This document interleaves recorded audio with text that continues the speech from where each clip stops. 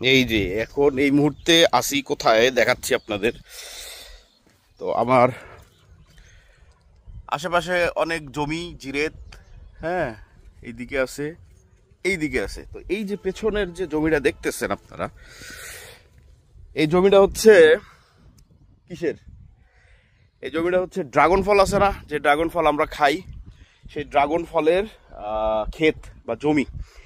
তো এইখানে যেটা হয়, মানে এই এলাকাতে আশেপাশে এখানে যতগুলো জমি দেখতেছি, লাইক দেখেন এই যে আমার পিছন থেকে এই দিক দিয়ে তারপরে আরও দেখাই, হ্যাঁ, এই যে দেখেন এই সাইডেও, এই পাশেও, এগুলা এগুলা কিন্তু সব ড্রাগন ফলের ক্ষেত আর কি। মানে এখানে সোজা বাংলায় ড্রাগন ফল বাণিজ্যিকভাবে চাষ করা হয়। আর আমি আরো ক্লোজলি আপনাদেরকে, এই যে দেখেন এইটা হইছে ড্রাগন ফলের গাছ।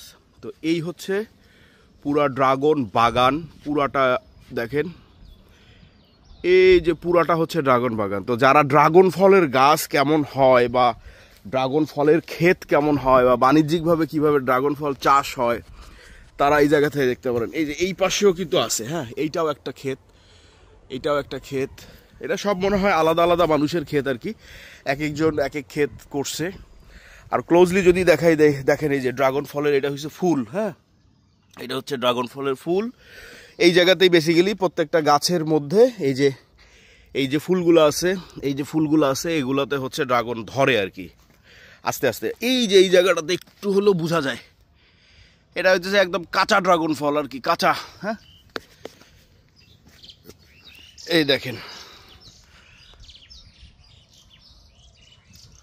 আশেপাশে আমার পাখির ডাক। Anyway, tata, bye bye.